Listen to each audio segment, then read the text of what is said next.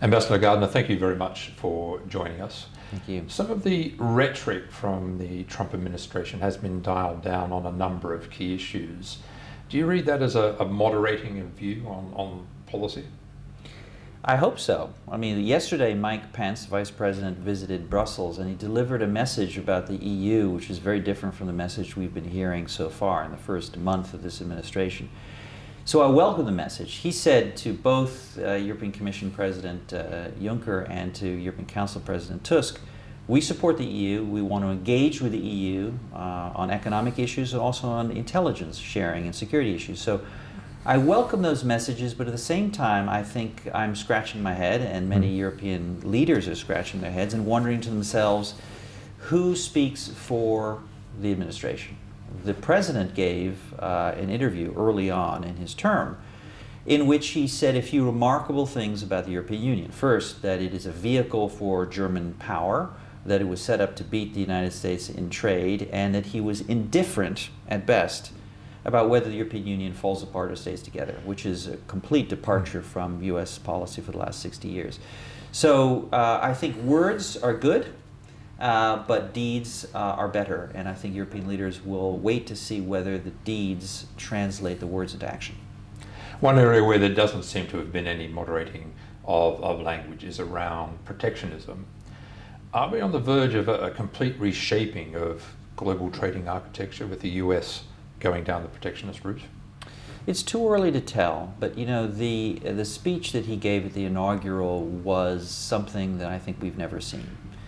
He basically said the way to make America great and rich, prosperous, and secure is to build walls and to create protection.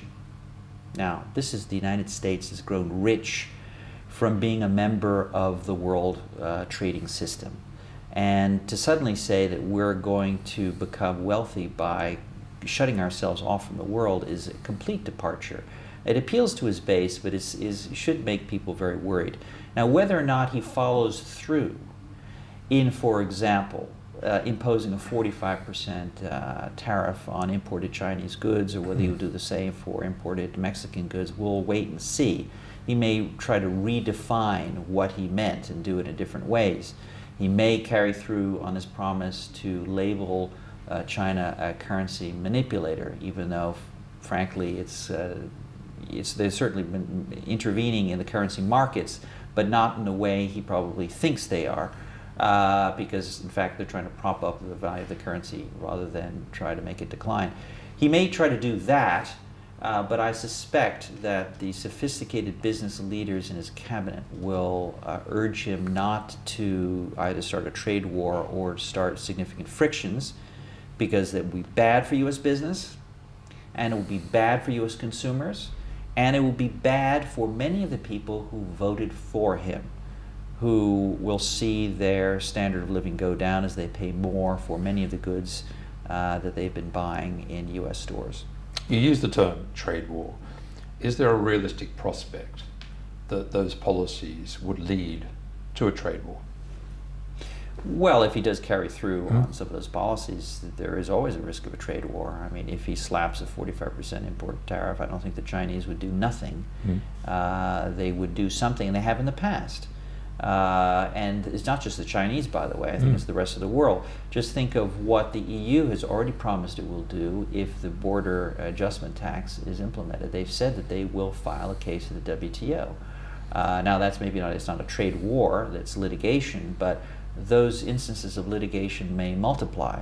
And it would be very sad if we suddenly find ourselves in multiple areas of significant litigation, like the Airbus Boeing dispute, which is going on now for a very, very long time. So maybe not a trade war, but trade frictions. Okay. The TPP was one of the first things that President Trump did. He withdrew from it. How do you perceive that? A real missed opportunity. You know, one of the biggest disappointments, I think, of the outgoing administration was that we didn't manage to get it passed in the lame duck session. It was just in the prior few months. But with the changeover, a lot of work had occurred, and it was a real opportunity, maybe not unique, but a very rare opportunity for us to conclude a deal that would have represented 40% of the world GDP, and by doing so, to set the standards of world trade with the most dynamic part of the world, and many countries in TPP that would have, as part of implementing that agreement, had very strong labor rights, environmental protection that they have never had before. Our labor unions in the United States should have welcomed this, frankly, because those are parts of the world that never before had such environmental and labor protection rights. So a missed opportunity. It leaves a vacuum, and vacuums are filled, and the Chinese and others, particularly the Chinese, will step into that vacuum and do their own deal. The Regional Comprehensive Economic Partnership deal, for example, is close to being concluded. It represents 30% of world trade. And a deal will be struck, and it will be at a lower standard of protection than in TPP. So China, I think you said, now has been handed the initiative to write these global trade rules. You think that will manifest itself, that China will proceed and do the multilateral deals that's been talking about? I think so. Yeah. I think they sense an opportunity to do so, not only just in TPP, but as the U.S. appears to be ceding its role as the underwriter of the global, international, liberal economic system. Others, particularly China, will step in to play the role of sponsor. And we basically have seen it already in a remarkable speech that Premier Xi Jinping gave in Davos, and he said basically, we support this system that we've been built up. Who would have thought that Chinese premier would go to Davos and say that? But it makes perfect sense, because the Chinese have benefited from the system. They've grown rich through the system, just like the United States. And they now see an ability, an opening to be the country that supports it. So it is quite extraordinary if China could become the advocate, the champion of free trade and globalization. Again, do you see any prospect of them quickly seizing that position and therefore changing global architecture in trade beyond all recognition? Well, I think so. I think they're going to try to do that, and I think that having the currency, the renminbi, is accepted as another world currency, is part of the same strategy. The One Belt, One Road strategy is very much part of extending Chinese influence, around the world, including in Europe. Also, we've seen it in Africa. The way they're underwriting, for example, climate change negotiations is remarkable. I mean, who would have thought we would see that? The United States would cast doubt on whether we actually want to be part of these climate change, of this agreement that we signed together with Europe. And now the Chinese are stepping in to say that we should pursue this, again, because they understand very wisely that Chinese industry could benefit tremendously by being the main manufacturer of the goods and services for the new economy, the renewable energy economy. So in all of those ways, the Chinese are being very astute in saying we support the direction of these policies because it's good for the world and it's good for China. Just finally, you had unique insight into the machinations of the European Union in your position as US ambassador. Do you see further fragmentation of the EU? President Trump has suggested that wouldn't be a bad thing, and there are clearly moves by some factions to push for it.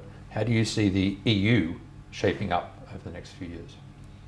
Well, that's a great question. We are no doubt at a moment of great risk because of all the elections that you alluded to. In France, in Holland, in Germany, eventually in Italy. And the Greek situation has also not been, in any sense, fixed. Now with a question mark about whether the IMF is going to participate in the further bailout. So there are numbers of significant risks to Europe in the coming months. But I don't suspect any other country is going to leave the European Union. I don't think it's going to happen. I don't think Marine Le Pen is going to win.